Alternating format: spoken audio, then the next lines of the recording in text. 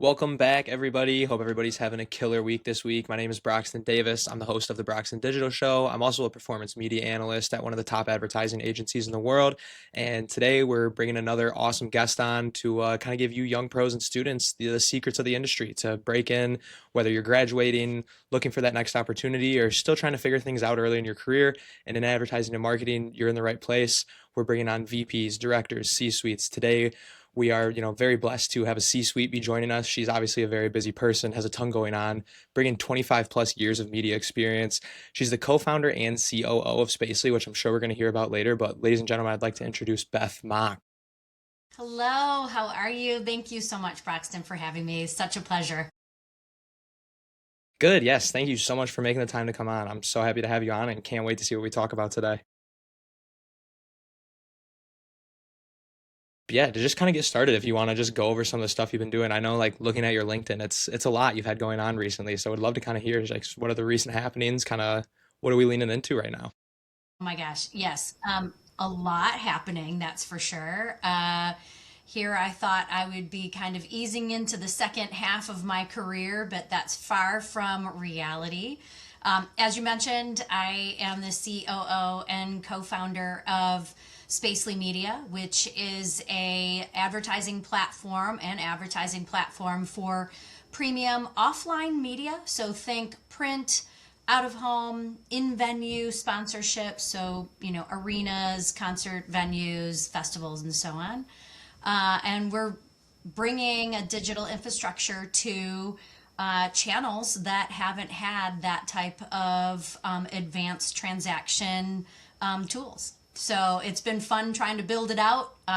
Definitely learning a lot, and again, certainly keeping me busy. I also have lots of other things happening too. So I'm an advisor to a few other startups. One of them, I'm a cheerleader in chief, which is kind of a fun title. And I also moderate dinners for a company called The Room. So I travel around the country, meeting with marketers, talking about things that are extremely important to them, and maybe not the things that they can talk about inside their organizations. So across all of that, I, am staying really fresh in what's happening in the world of advertising, marketing, media, and also in the virgin world of AI and how that's impacting our industry. So no shortage of things to do and things to talk about. Yeah, definitely. I mean, once you get to the point in your career where you're at, I'm sure there's everybody trying to get a little bit of, what's Beth's take on this? They'd love to hear it.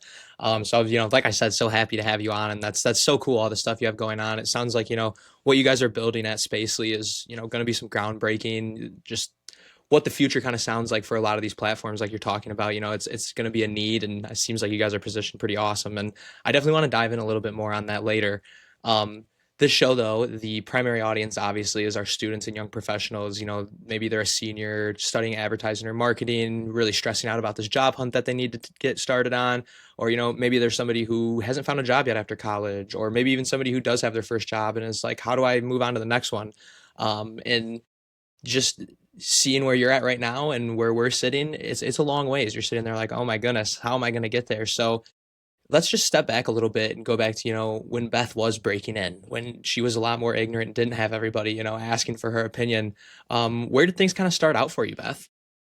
Yeah, well, funny enough, I fell into advertising. It wasn't the thing that I was going to school for. I was going to be an accountant, which I soon realized that was not for me.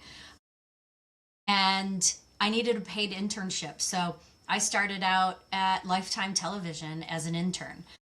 Quickly found out how exciting, how there's so much to advertising that you never have to do the same thing twice. And I think that's actually something that I learned early on, and never took the same job twice. So we can come back to that. But yeah, so, started out on the television side, went, agency side right after that, in the print world, and then moved throughout the course of my career into digital, of course. And yeah, and funny enough now, back to building something digital for print and some of the offline channels. But yeah, I started out as an intern and just realized that this was the industry for me. I didn't know where it was going to take me. I didn't know, I didn't have a plan of everything that I was going to do. I did have a goal of being a CEO of an ad agency early on, and I got pretty close to that, and then decided that wasn't the thing for me. And so, I think the one of the lessons I learned early is don't overplan, let things happen, and don't do the same thing twice. Yeah, no, you couldn't have said it any better. I mean, there's definitely something to say there about like there's it's as simple as having that big goal and then what am I going to do every day to start getting myself closer to that. You don't have to have exactly how your next 2 months, next 3 months, next couple years are going to look. Just having that idea of, hey, I'm going to be CEO and I'm going to do whatever it takes every day to get there. That's kind of what I hear these people who are actually in these roles. That's how they got to them. Not I sat down and planned out every day by day for the next 5 years, because it doesn't work out like that. And then the whole next part of that, I've heard this also so many times, is you get to that big crazy goal and you already kind of got your eyes on the next thing. So what was that kind of like when you got to that level in the ad agency world? When did you kind of have that realization that, hey, I want to go do something else maybe? Yeah. And you've probably heard this a lot too, that COVID kind of rushed the stage for a lot of people. I'm no different. I was, unceremoniously, I'll say it publicly. It took a long time to get here for me to actually feel okay to say it, but I got fired. And that is part of your career. That's partly, part something that you grow from. But it actually gave me the springboard to do something different. So while I may have been, very upset about losing a great job, I took a step back and said, "Wow, this isn't what I want to do for the next 10 or 15 years." I had now have an opportunity to kind of follow, I don't know, a more creative path, a path that I could learn from and actually work with other people who were really inspiring and inspired through the course of my career. So, again, it wasn't something I planned, but it was something that planned out to be a really incredible next step. Yeah, I mean, you hear that so often in a lot of people's careers is, that thing that kind of seems like a failure in the moment ends up kind of being the something that, puts you in the position to take the next opportunity. So, you just kind of got to roll with the punches. And like we were just saying, make sure you're doing those daily inputs and working towards those big goals. Now, I know you kind of had this realization a little bit later in your career. I'm sure you had your head down just grinding to get to that level. But let's say for the people who are just starting out, you get in and maybe you're 6 to 8 months in and you're just like, oh my God, there's these super cool, departments in the advertising agency, but I don't work in them and I can't stand what I'm doing right now. I've heard plenty of stories like that for people just, getting into the agency world kind of cluelessly. And then, Yeah. next thing you know, you're in a job you can't stand. What would kind of be your advice to them to, maybe start exploring and getting out there and seeing those new opportunities, but without, burning any bridges or pushing themselves back in their career? Because nobody wants to do that at this stage. Yeah. You know, um, Early on, you want to be curious. I mean, anytime you want to be curious. I will say that being inside of an agency actually was probably one of the best learning grounds. You learn so much because you are exposed to multiple categories, multiple clients, different types of leadership styles, different types of decisioning environments every single day. No 2 days are the same. And instead of leaving, I encourage folks to look at opportunities inside of your organization. If there is an opportunity to go to a different department or go to a different, if you're a planner and you want to be a buyer, if you're, an operations person and you want to go into buying or planning, look for those great opportunities. If you want to be an account leader, and learn that process, Ask around. Don't be afraid to ask for opportunities. Point at someone or something that you say, I would like to do that. A lot of times your work environment is based off of the people that you're working with. Maybe not always a great fit. So look at other places and spaces inside of your own organization before you make, a full-on change. I will say in my career, I did a lot of moving around to different agencies, different clients, different categories. I absolutely loved the variety. And I knew for myself that if I was getting bored, it was probably time for me to start looking around, whether it was internally or externally.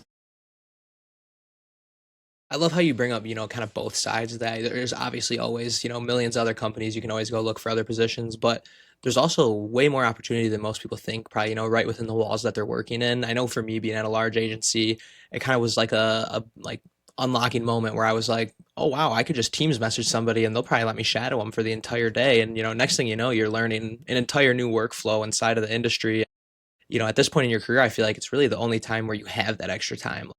You don't have time to go and shadow somebody for a day when you're at the level you're at. Yeah, and think too, like agencies teach you speed, they teach you adaptability, they teach you how to look at things a little bit differently. And the level, like I said, the level of exposure that you have is it is really unmatched anywhere else.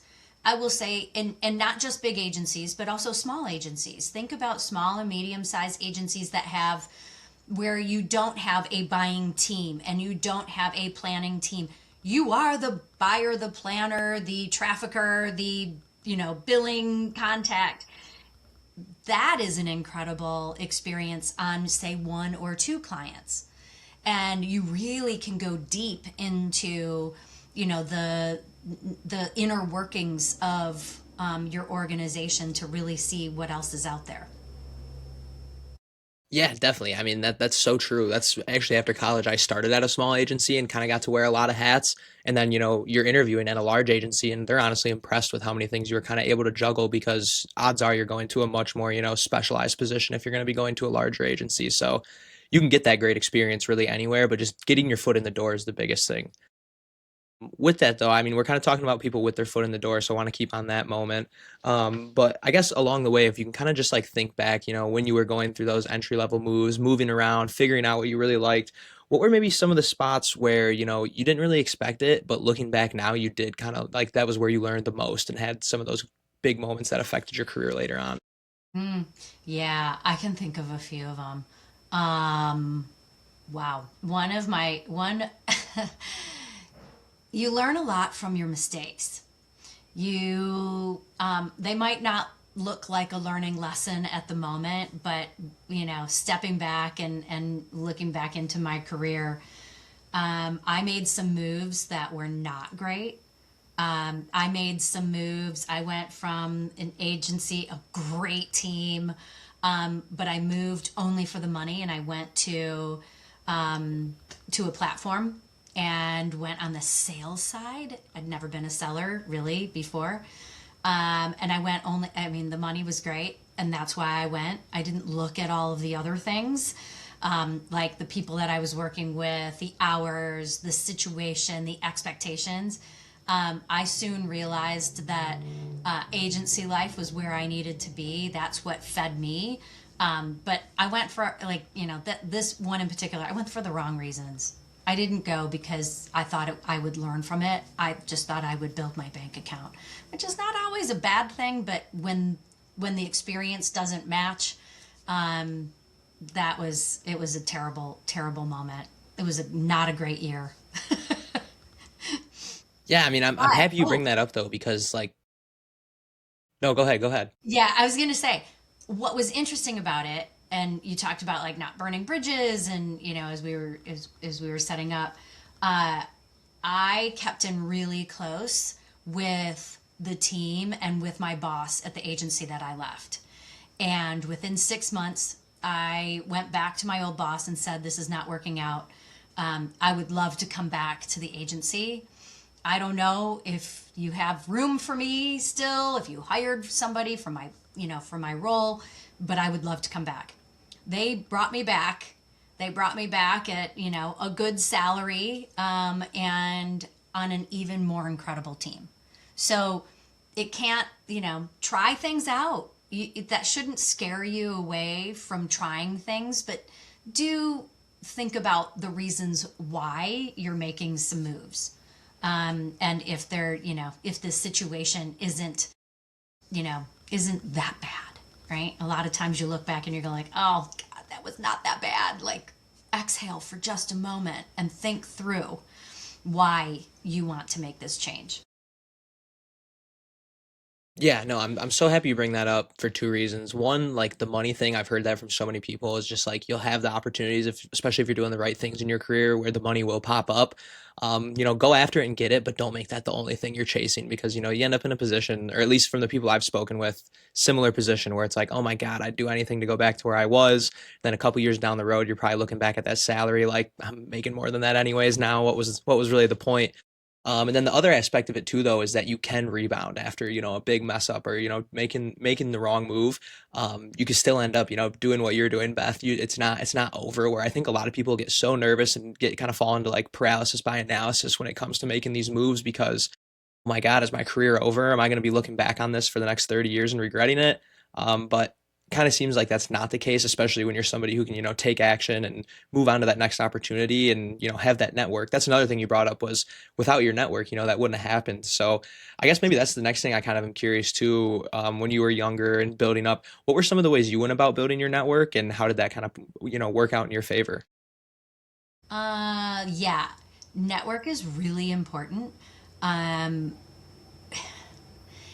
I went to everything I possibly could. I met as many people as I possibly could. I was part of, folks part of AdCraft. I would go to conferences. I would make sure that I put myself in the places that I thought I could continue to grow. I mean, for lack of better terms, grow my network. I don't think at that time, to be honest, that was my goal. I think I had some major FOMO and I wanted to be part of everything. I wanted to be part of every conversation. I wanted to be on every committee. I wanted to speak, at on panels, even if it was inside of our, own agency. I wanted to be part of it.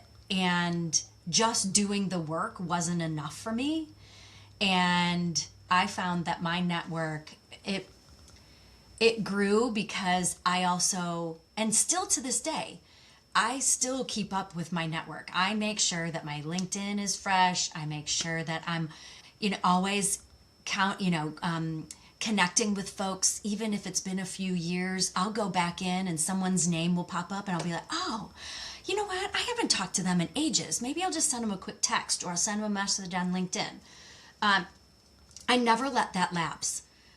It might be, I always thought maybe it's because I'm a bit of a people person and relationships are really important to me. And part of it's a little bit of FOMO. I don't like, not being in the spaces where everybody else is too.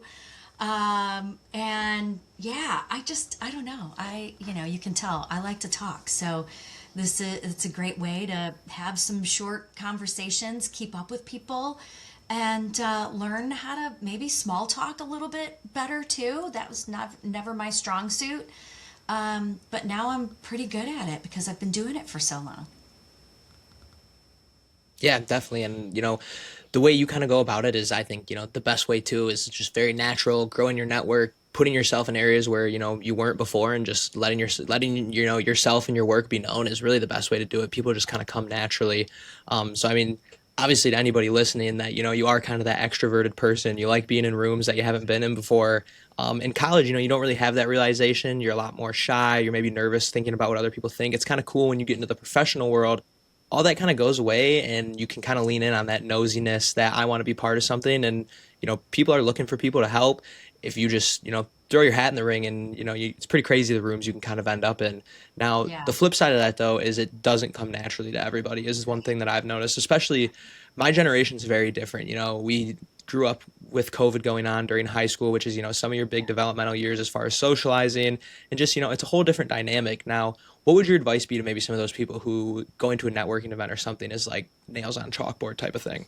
Yeah, look, even being an extrovert, it's not easy because sometimes you can't break into a conversation or you don't feel comfortable walking up toward, to somebody who you don't know. It's still, I will say, even today, it's still a little terrifying for me too. So don't think that, generation to generation, yes, there are absolute differences, but people are people. So kind of. So before I totally answer that question, you said something that kind of made me think about caring what people think. And I will tell you, I mean, it's taken me years of, career coaching and working through my own confidence issues to actually not care as much about what other people think. It still is something to this day that I go, ooh, did I say the right thing? Did I write the right thing? Am I walking in? Am I wearing the right thing? I think that once it's part of you, you kind of always have a little bit of it. I will tell you over time it wears off a little bit, but it doesn't go away. So be okay with knowing that about yourself and it not being this thing. I always, it was so much of a thing for me that it actually held me back in some cases from being as successful in different endeavors as I could have been. So when you recognize that you're caring a little bit too much about what other people think, know that. And maybe then start to adjust from there. With that being said, you also have to be aware. You have to be aware of yourself, how you're walking in, how you're showing up. You don't want to wear a prom dress to a dive bar, right? Or maybe you do. I don't know. I guess maybe it doesn't matter if you don't really care about what other people think. Fine. But I think from that standpoint, when you walk into a space that's unfamiliar with you, give yourself a moment to acclimate. Maybe go, walk up to the bar or walk up, go find a seat so you can have a purview of the room and see what areas and pockets you're feeling most comfortable going toward. And then just, set a little mini micro goal of that evening to go and talk to 5 people. Get 5 LinkedIn, connections, or, if anybody carries business cards these days, I'm not sure if they do. But go grab a few of those too. Make some connections. You don't have to tell everybody about everything you're doing or your life story. And also come with a couple of generic but interesting questions that people may go, oh, well, that's a unique question. I'd love to answer that. Or they just launch in because people do like to talk about themselves. And that's okay because you get a lot about someone in a really short period of time if you just go in, assess the situation, ask a question, listen, and then leave before you've overstayed your welcome. I think that is some great advice. I mean, I've never been given the play-by-play of exactly how to handle it, but I think that's it right there. I mean, from the moment you show up to the moment you leave, I mean, now you guys listening have exactly what to do. If you got a networking event that you've heard of and are maybe a little bit nervous to go to, I would say just follow those couple steps Beth just laid out, and you'll probably be surprised with who you're walking out knowing. But I'm so glad you brought up the like worrying about what other people think piece is because it is so important. And a previous guest framed this up really well to me of like the fact that you're somebody that does care and that does achieve, and I think people listening to content like this are those kind of people. It's good to still have that. You don't want it to go away, or else it would show that you don't care. But it's like you do, like what you were saying, you have to be self aware and recognize, like, I feel this because I care. If everything's right, though, like, let's just lock in and do this rather than continue to worry about that. So, right in that fine line. I'm still having moments where I'm like looking back on stuff and I'm like, oh, if I wouldn't have been worried about what everybody was thinking, I probably would have just, had way more great stuff to say or would have came up with better work. So it's great to see. It's great to hear, talking to you professionals. I've talked to so many now where it's like they're kind of saying the same thing. It just rides without you through your whole career. So, don't expect it to go away, but at the same time, you gotta, come up with a strategy to manage it. What are the things you can say to yourself, to, get yourself out of that moment and just go and do what you know you can do. Yeah, absolutely, absolutely. Don't let it paralyze you.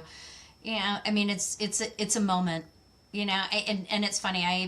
I think about a moment that I had, and I was an SVP at an agency working on some of the biggest fintech brands out there, and I still think back to this one moment with a very senior client where I go, did I say the right thing? And I can't remember even what we were talking about, but it was such a moment that it stayed with me, and it's silly. I mean, it's 10 years later, 15 years later. No one cares. Nobody's thought about it. Nobody's thinking about you in that moment. They're thinking about themselves. So also remember that too. You might be really focused on the thing that you're dealing with or that you think is important. And honestly, the person on the other side is probably thinking about like, oh, does my hair look okay? Or is my shirt right? Or did I say the right thing? Was I too harsh? Just know that the same things you're thinking about, they're probably thinking about too. No, it's a great point. I've said this before. It's almost kind of like selfish and a little bit like cocky to think that everybody is really like hyper analyzing what you're doing. At the end of the day, like everybody's walking around and has their own, crazy vast life that they're trying to manage in their head. Yeah. Maybe they think about you for a split second, but definitely not at dinner that night. Even do they have you on Nope. their mind? So, Yeah. no, I think yeah, it's just great that you bring that up because that's just the reality of it. Even though it's something that's so hard to kind of grasp, it's such a funny issue we deal with. Yeah. And it is Now, funny too, because I literally, and I know we'll go on to another topic, but I literally had somebody tell me that late in my career, say, they don't care about you. And I think that was the moment, and not to be like a jerk, but that was the moment that I kind of went, right. Okay.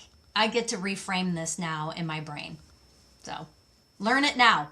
well, I mean, yeah, once you make that realization though, that's when you like stop fearing to bring your authentic Yeah. self to the table. You're walking into every room, every conversation, every time your manager asks you to do something, like it's you responding and your thoughts that are being brought up, not the, all right, how can I frame this up so it sounds exactly perfect to my manager? So I just think, yeah, like that's the best way to operate. And, the more you can do it as you get older and mature and, realize that people aren't thinking about you like Beth's saying, do it as much as you can and, be yourself.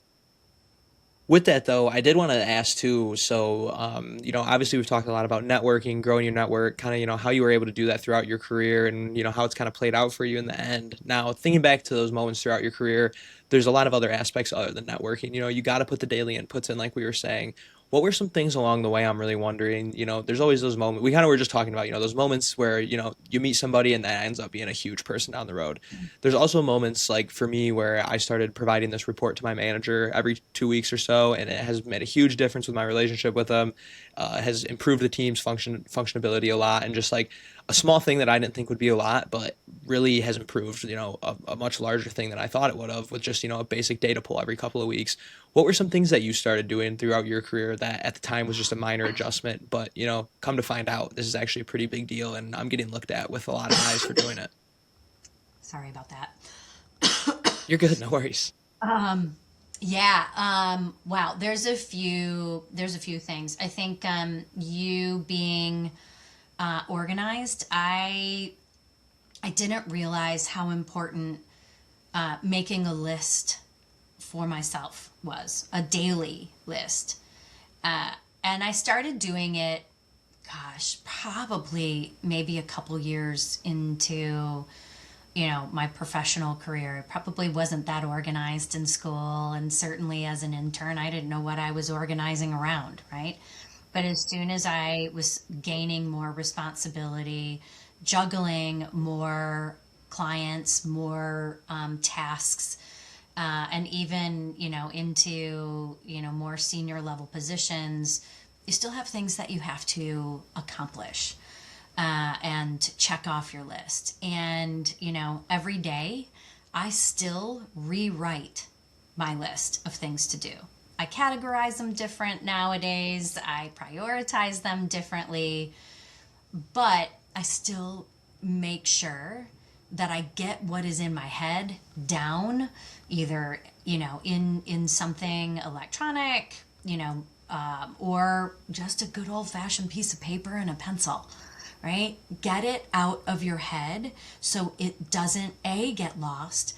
B, you can start prioritizing it because not all tasks are created equal. I think everybody here knows that, but doesn't always follow that because it's so much easier to do the small little things first. It just helps you see where are the areas of importance. And, with having so many different tasks associated with the different things that I do every day, it actually, every few months, I actually have to rethink the way that I am organized to make sure that I am meeting the expectations of people I've said I would, provide something to, or, attend or be prepared for, like, being here with you today.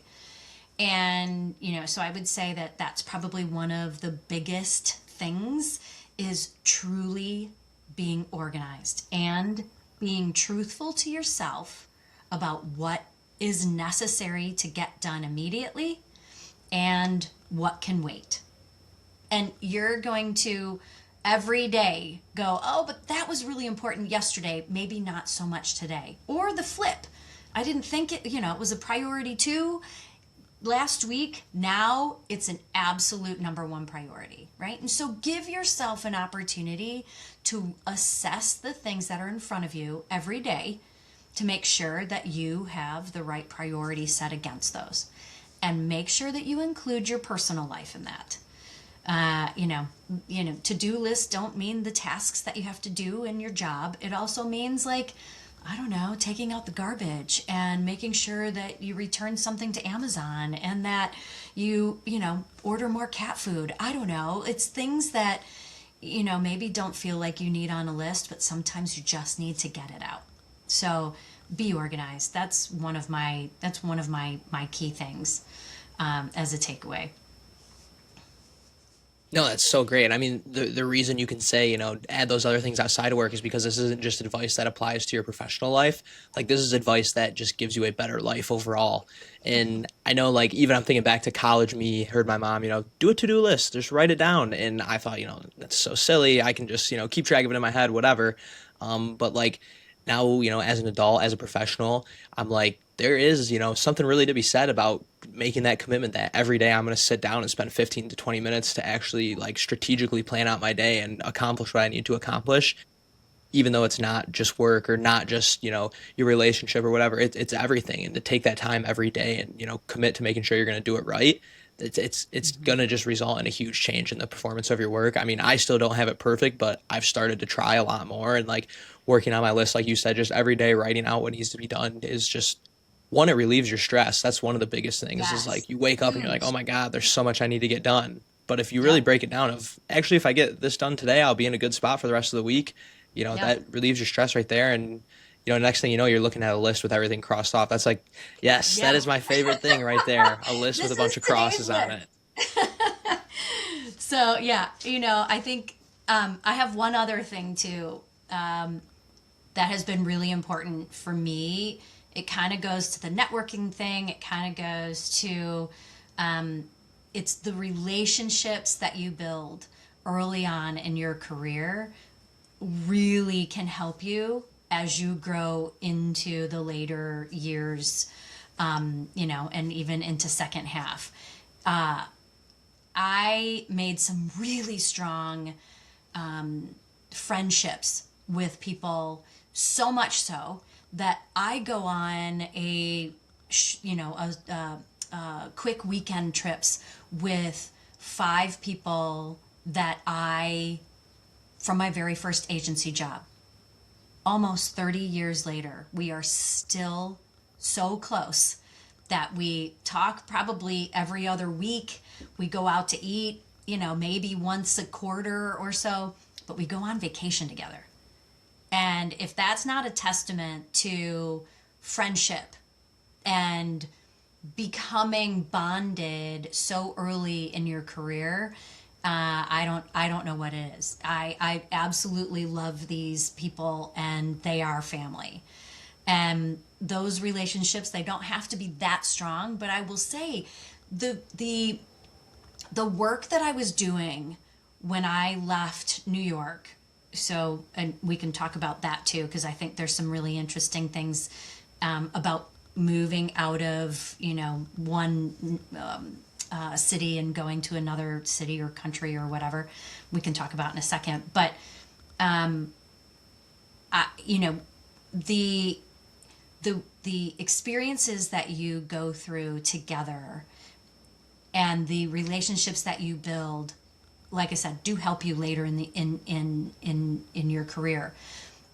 When I left New York in 2020, I didn't know exactly what I wanted to do. I didn't really have a plan because I wasn't expecting it. But I leaned into my network. I leaned into the people I knew would give me a moment. And I just told them, like, here I am. This is what I'm doing. And the first four positions or the work that I did, were all because of the people that I had created some sort of rapport with. They weren't my best friends. They weren't, some of them were strangers, but because I had a good reputation, because I had other people I networked that vouched for me, and because I did a lot of different things over the course of my career, I was able to kind of stabilize myself. And, I did everything from consult to build AdWords campaigns for my friends who had their own businesses. So, like, nothing is, no relationship and no action is really beneath you at any point in your career, because you never know when it's going to serve you. So, like, be okay with getting your hands dirty and be okay with creating those networks that will serve you in the future. So, it's not just here and now. It's 20 years later that I was talking to people that, introduced me to someone else, gave me an opportunity to do a little bit of work for them. So I felt like there was a sense of worth, but I also was leaning on some of the experience, things that I did a decade or two earlier. So it's kind of fun. You forget how much you really know. And you forget about how many people you know. And I think, maybe LinkedIn might not be the most popular place. I will tell you, it is an incredible resource for you to draw back on from a professional standpoint over any other resource that I know out there. So, like, don't be afraid to use it. And even if it feels a little older and maybe it feels a little stale, I think it's probably worth using it to help you stay connected to people, show your work, show your interests, because the people who are going to be hiring you over the next few years are probably on LinkedIn, to be fair. So don't throw it out yet. Yeah, that's a great point. And real quick on LinkedIn is like I've been telling people this a lot lately. It's coming up on like a year that I've committed to posting every week. Originally it was just 3 times a week on LinkedIn, but since then I've grown into doing this podcast and all sorts of stuff. But that was like one of the most career defining choices I made so far in my life. And like just making that commitment and getting on that platform, that literally in college I thought the same thing. I was like, this is just a bunch of old heads, Yeah. getting mad about the current state of the economy, and I just really couldn't care less. But getting in there, sharing your opinion, showing that you can actually form, thoughts and opinions and come up with solutions that are unique and your own, really do, you're really just advertising yourself to the people who are going to be Right. hiring for these positions in the future. Even the people that are your same age, you never know, those that could end up being your boss. That's kind of how advertising works. It's pretty crazy. But the other really important part there that you brought up, and I think it's definitely a misconception, is I advise a lot of students, obviously, build your network, ask these professionals for coffee chats while you're a student. Everybody's willing to help a student, but these relationships aren't just built on saying, hey, please help me, please help me. Like if you were just listening to what Beth said there, she built these relationships by getting her hands dirty, by helping out, by saying, "Oh yeah, I'll throw my hat in the ring and help you figure this out, even if I have no clue of how to do it." But then you're so tight with that person after that experience, or even if you don't get super tight, they're always going to hold you in a super high regard of, oh my God, they helped me when nobody else would. And next thing you know, you're getting a phone call with that next opportunity. So I just want that to be, you know, construed as it is to these students and young professionals that like bring value to the table in these relationships, and like they will pan out for you. There's so many people our age not bringing any value or any meat and potatoes to the table when they come to these conversations, that if you're somebody who does, you're top of mind in these professionals' heads who are, who knows, their next meeting they might be talking about what does the future of the agency look like. So That's right. That's right. Yeah. but yeah, I just thought that was super important. And yeah, something that I definitely had a little bit twisted, like as I first started building my network of just like, oh, weird, all these people want to help me. And then, oh, you help them a little bit. And that's really the unlock there. So that's so cool. And, I'm so happy to hear you say that. Those are two awesome things that, like, if you're not doing them right now in your career, start doing them. That's right. Yep. Don't be afraid to get out there. Don't be afraid to offer a helping hand, because you never know when that helping hand will come right back to you. So it's good. 100%. And it's funny you brought up the whole New York thing, and we'll get into that. That was actually the next thing I wanted to bring up was, you did make those pivots, and you even, bounced out of the home area, went and explored all sorts of different stuff. There's definitely a bit, I think, especially at Michigan State, a little bit of a misconception of if I don't move to Chicago or New York, I'm not going to get the experience. I'm not going to meet the people. I don't think that's 100% true, but there is something to be said about going to those crazy markets. What's your advice to the student right now that's sitting there thinking, oh my God, what do I do? Yeah. So you're talking to somebody who always had the bug to go elsewhere. And it's not because I was bored in Detroit. I just knew that I wanted to travel as part of work. I wanted to learn about different cultures, about different ways to market to, different people in different countries. And I, I just, kind of, I raised my hand early on, and no one kind of bit, if you will. Like nobody said, "Oh, yeah, you'd be great," abroad. It wasn't until probably about 10 years into my career that it really started to happen. And it was really one of the first big moves for me. And I moved, gosh, 10, 11 years in, I moved to New York. I moved with Mindshare. I was on the Ford account at now GTB, or yeah, GTB. I could never, it was Team Detroit then. And had a great opportunity to go to New York and lead the Jaguar business. And I had never lived in New York. I'd gone there, but, not like anything, I had gone there quite a bit for work, but not anything where I had to find an apartment, where, I had to figure out how to, get around on the subway, like, at all hours of the day or whatever, right? Like living somewhere is very different than going there for a couple of days. And it was one of the best experiences that I had professionally. It led to so many other important moments in my career. New York was just the beginning. I lived in Chicago, and I lived in London, and I lived in Johannesburg for a while. I lived in Guangzhou, China for a while. I traveled to South America a lot for, new business pitches or client meetings. I always raised my hand to go. And even now, I tell, my Spacely team as well as the room team, like, I have a passport, I will travel. Like, you just tell me when, my bag is already packed. It's just the way I've always operated. And I will also say I had a really incredible support network at home with my husband and my family that said, go explore, go do the things that make you happy.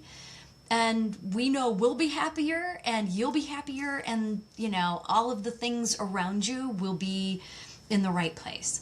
So I said, don't be afraid about networking. Don't be afraid about asking to go to London for, even if it's a project, go. Like, it's so exciting. It's so foreign and fun. And, I like, it's just to me really invigorating.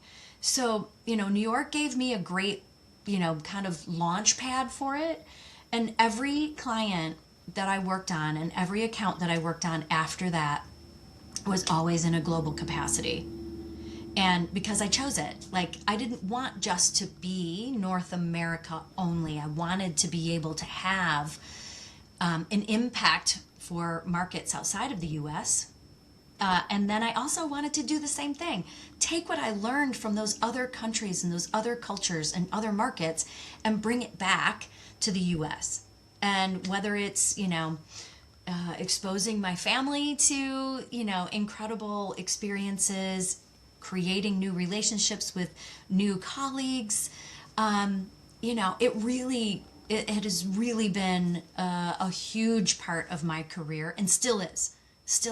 Like, I just, I kind of crave, the travel part of it, but I crave that learning portion of it as well. And just being in your kind of outside of your comfort zone, especially if you don't know the language and you don't know kind of the rules of engagement or ways of working or whatever. If you're curious, if you're observant, and you're open minded, you can do anything, anywhere. Yeah, I mean, I totally agree with you. I'm on the same page of like I'm always throwing my hat in the ring to travel. I loved going to like conferences in college, that kind of thing. Whenever I could, would always go get the experience. I always would, walk away kind of like you said, learning something, understanding a new culture, meeting new people who operate differently, even if it is somewhere in the States. But I think that's, when people do travel like you have and get that global experience and start to understand how business works in different countries and things like that, it unlocks like another layer of education that you can speak on because like I feel like I've only done it at a small scale. I haven't been out of the country a ton yet, but you start to have these moments where you realize like I know way less than I thought I did. Like they got a whole different setup founded completely differently and running, opposite of what I'm used to. And it's working pretty good. And I have a ton to figure out here before I even understand why they do what they do. And, a lot of people, especially in the States, maybe look at other places and are like, why do they do stuff like that? But you actually go there and see things and experience it yourself, it just is a really eye opening and awesome experience. But I think, even for the person who might have just heard all that and been like, well, you know what? I hate traveling. I can't do it. The big takeaway here, I think, is like trust your gut and do what makes you tick. Like you got Yes. to know at the end of the day what you as a person love to do and what things you want to see through your career in your life and go out and do them. For Beth it was traveling, but for you it might be staying home and being super keyed in with your family or something like that. The biggest thing is just like acknowledging it and doing it. Would you say that's true, Beth? Yeah, absolutely. Absolutely. And, I mean, like I said, I had an incredible, group of people behind me, always kind of helping me too, lifting me up and saying, I can do this. You can do this. Now go. Right. So, find your group of advisors, if you will, right? People in the industry, your best friends, a cousin, like somebody who can help you assess some of these big decisions, especially if you're kind of like a little worried. We talked about it before, worried about what others are going to think. I mean, I had, I certainly, when I moved to New York, a couple, people would be like, oh, you're going to be back in 6 months. Well, I wasn't back for another 11 years. Right. So, like, like, thank you for trusting in my ability, or you have people who will, be a naysayer, but then you'll also have that many more people who are they want to see you succeed. So you're right. Whether you want to travel or you want to stay in a certain role or a certain company, do what makes you tick. Do what makes you do your best. right? Mine was always, curiosity and a bit of intrigue. Traveling for work is not glamorous, let me tell you. I mean, it's fun, to be able to go and work in other places and be able to travel if your company pays you to go to another country or to another city or state. Use those moments to help feed you in different ways too. So, it did something for me. It'll be something different for you. But yeah, like do what makes you sing. And travel still is that key for me. Yeah, that's awesome, and couldn't have said it better myself. Especially like you made a good point there of like when you're in that moment or doing what you really love, that is where you do your best work. Also, so like keep yourself in that environment where you are able to do your best work, and in that environment where you're happy.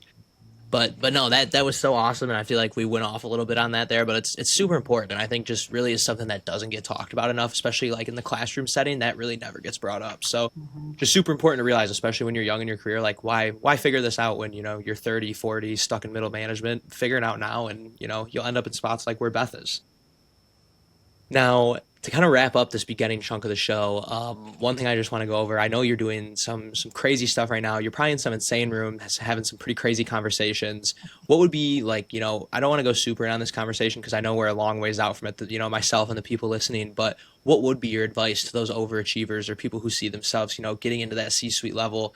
What would be your advice? Maybe some things they could be doing right now that, you're seeing it in that role. Like, man, I really wish I would have been doing this. Yeah. I think one of the big lessons I've learned is understand how the machine works.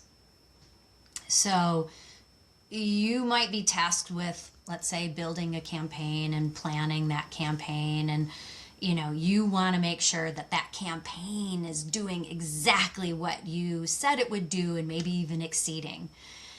There's so many other things that lead up to the success of that campaign, things that happen while the campaign is live, and what happens afterward.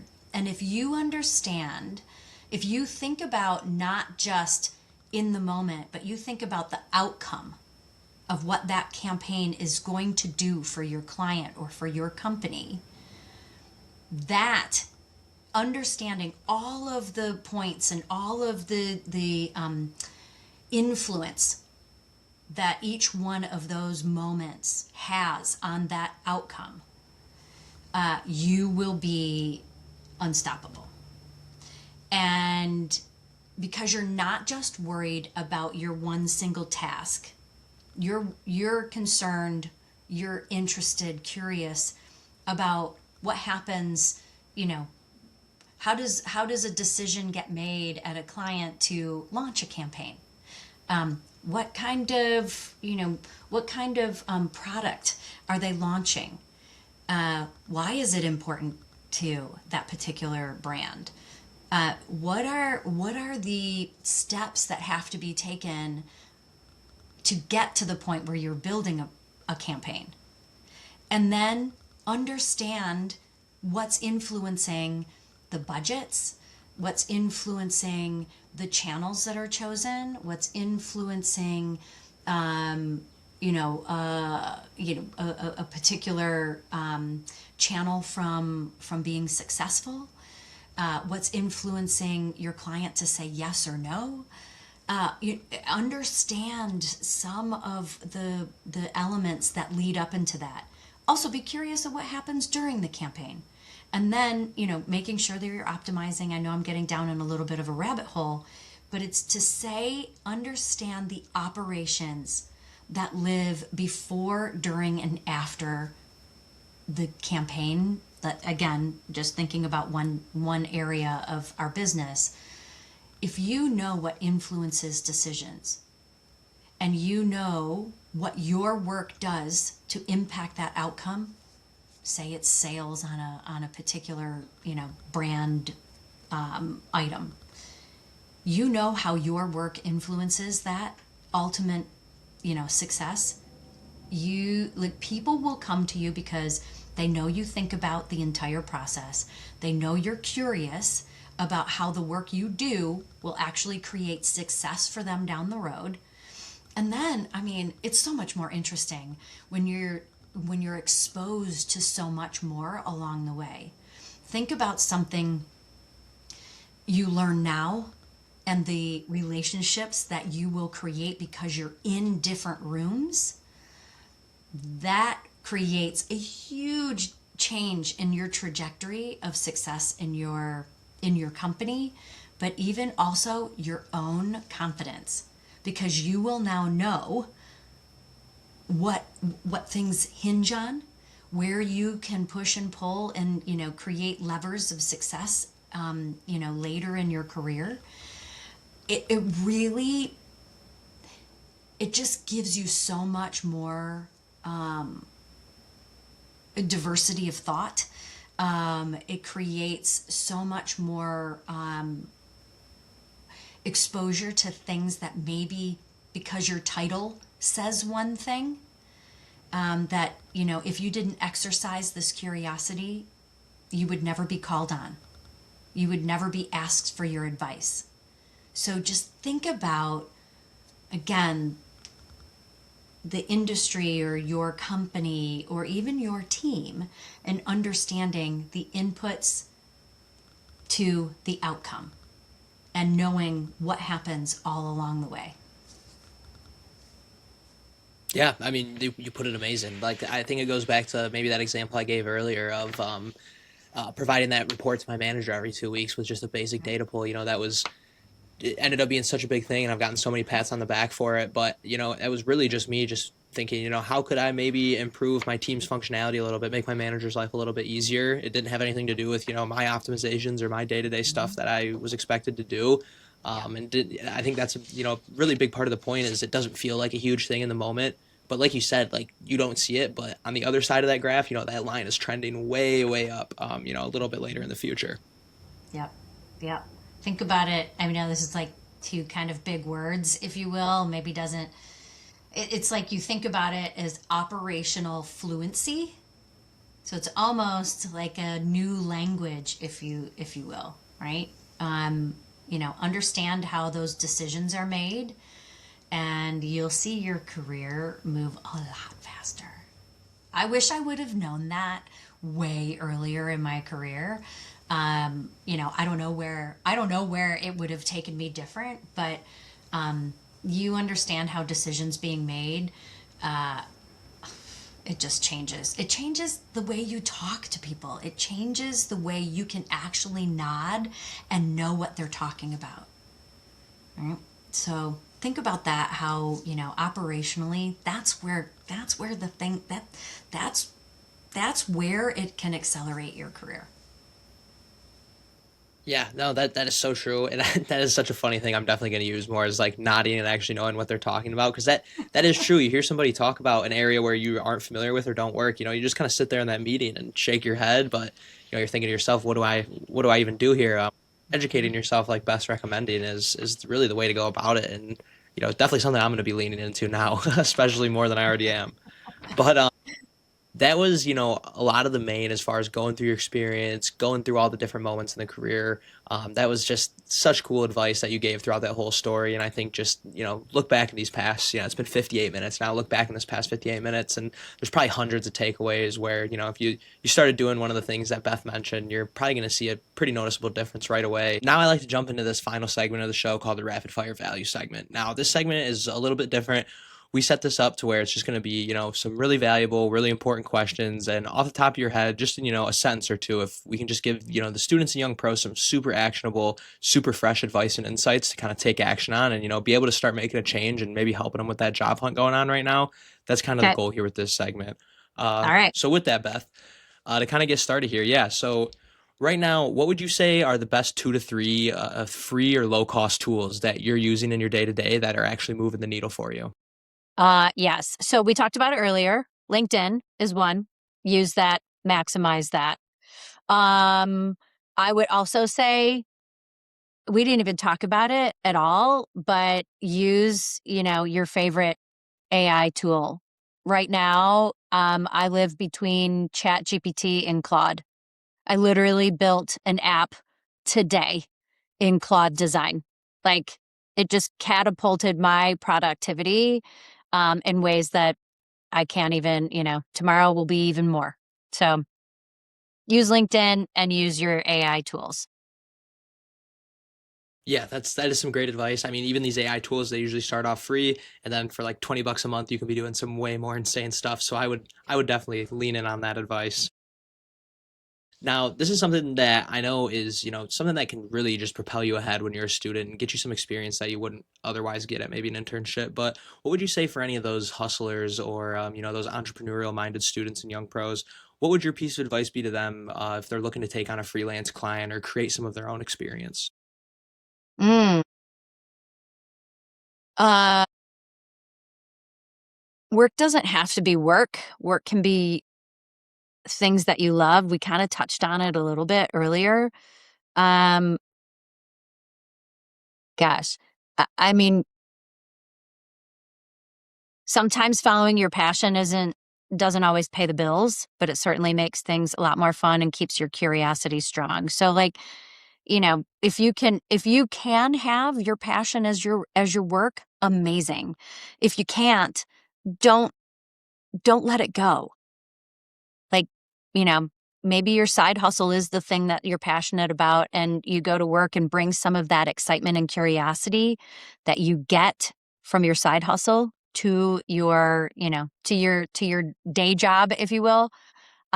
You'll be a lot happier for it and you won't resent your day job for taking up too much time from your side hustle. Soon your side hustle will actually be the thing that pays you. Yeah, no, that is some great advice and something I don't think a lot of people realize is, you put enough hours in on the side and next thing that thing's caught up with what you're doing for your day job. So it's pretty crazy. I've seen it happen across, most founders you meet. That's kind of how it happened when they're talking about their business. Now, this is another thing, a little bit corny in my head to talk about, but I think it's super important and just also relevant because it gets talked about. There's a lot of fluff around it, but like hard skills and soft skills, we talk about them a ton in the classroom. You get talked about it a ton when you are a young professional starting out. So for you, Beth, for all the students and young professionals, what is the one soft skill and the one hard skill that all of us should be mastering to, be valuable and keep bringing value to the table? All right, soft skill, be a good communicator. Yes, you can over communicate, and yes, you can under communicate.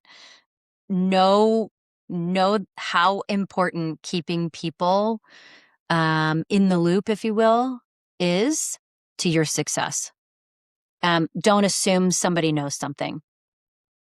And the hard skill, um, in this day and age of being very data heavy, um, be able to interpret data. Don't just report it. Know what's behind it. It kind of goes with the operational fluency point that we were talking about earlier, but know what the data means. Know anybody can pull numbers. Very few people can explain what they mean. Be that person to know what they mean. Yeah, that is such a great point and so true. Like one thing, learning how to hop into Google Analytics and pull the data is one thing, and then learning how to, what does this mean and how are we going to grow because of it is a whole another thing to learn. So that is some great advice there. Um, Here's another one that I think, kind of similar to the tool question that I asked you, but also I think super important because there are a ton of great resources out there. But what would you say right now is maybe the number one free learning resource that a lot of students and young professionals might be sleeping on? Mm, um, free. Free is always hard. But Or there, low cost even. I just yeah, challenge you not to say YouTube. That's a lot of the answers I no, get. I would not. That would not be the first thing I would say. Um, I don't, I've actually taken quite a few courses like from, and I don't know how to say it right, Udemy, or some of the um universities will have free or low fee, um and they're like, I don't know, a month long, or they're 20 sessions or something. Do that, like do that in your side, like go to webinars, attend presentations. Those are free. And honestly, you will learn, things that stick, things that don't, things that make sense, things that don't. You or that are important for your job, you won't know unless you go to these things. So it doesn't mean you have to go to a conference, doesn't, you can do it right from your, kitchen table, but do them. Like actually use the resources that are in front of you. And honestly, LinkedIn also, I know I don't mean to, it's not like I have stock in LinkedIn or anything like that, but they do also have, learning modules that you don't have to pay for as well. So use the resources in front of you and use the free ones until they're not free anymore. Right. So, and, attend the things that will take half hour on your lunch break. Right. Just do it. Just put yourself there. Yeah, I think that is, a great way to put it is just, use what's in front of you. It's there. And I think a lot of people are pretty fluent with the internet, able to kind of hop on and see what they need to see. But the action of actually doing it is something that I think holds a lot of people up. So definitely take that advice. Last one I got for you here, Beth, and I know this kind of might put a little bit of pressure on you, but who are two people that you can think of that every student in Young Pro should be connecting with and interacting with on LinkedIn right now? Oof. Okay, that is a hard one. Um, boy.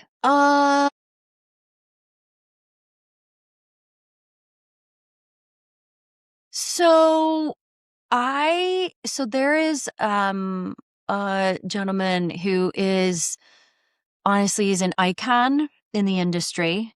He is probably one of the nicest people you'll ever meet. And has an unbelievable amount of experience. Um, I'm proud to say that he's taken every call every time I've called, which is, for someone of this stature, incredible. I would say his name is Rashad Tabakawala, and look him up. If you just look up Rashad, he will come up as one of the, the top results. He's incredible. He writes books. He writes an ongoing blog. He speaks on several panel. Like he's just an incredible resource and really makes you think about things and asks the hard, direct questions that maybe nobody else will ask, but does it in such a lovely way. And I think and it's not just one person. Think about who you want to be. So I wanted to be a female CEO. I looked for those people and followed them. I would, if they did TED Talks or if they did panels or if they did podcasts, I'd listen to those. I've read their books. Use them as a resource through their experience. And I'm sure they have incredible PR, folks who will help them and who help them, make sure that they're posting and they've got incredible content out there. Um, like go to those folks who you want to emulate and see what they're talking about and, think about the things that they refer you to. So, over the course of years, my gosh, there's been many, but, and they change too with different goals that I have. So like find those people who you want to be or to do, and listen and read and, try to connect with them if you can. That is so great. Yeah, I mean, I think a lot of people spend most of the time hearing advice and, being told what to do by people who might not have anything or any kind of setup that is what the person listening actually wants. Listening to the advice and teachings of the people who do have exactly what you want, on the other hand, though, that kind of seems like the secret to finding what you want and how to get to it. That is some great advice, Beth. And that was such a killer rapid fire value segment there. So yeah, I would say if anything, if you're listening to it at this point, go back, take the last 10 minutes, throw it into Claude or something and say, hey, how can I, fit this into my day-to-day life in 10 actionable steps? And you're going to have a pretty awesome game plan for figuring stuff out in your career. Oh, here's just like the end of the show, Beth. It's kind of just the closing question that I ask everybody. It's something that I found out in college. I started asking this question and just had so many valuable takeaways. I still have stuff today where I'm using, the takeaways from this question in my career. And it's a little bit of a lengthy one, but I think you'll like it. So what I want you to do though is just like take a second to just kind of picture yourself back when you were sitting in that 20 to 22-year-old mindset. You're extremely excited, you're so motivated, especially for you. I'm going to be a woman CEO, I'm going to dominate this industry. But the reality is you're also super ignorant. You don't know how that path's going to look. I know, I'm sure looking back on it now, you're like, oh my God, that person had no idea how anything was going to play out. So what would you say is the one thing that 20 to 22-year-old Beth could have been doing differently? And how would that have, benefited you now, even though you're in such an awesome position? I would have asked more questions and assumed less of what those answers would be.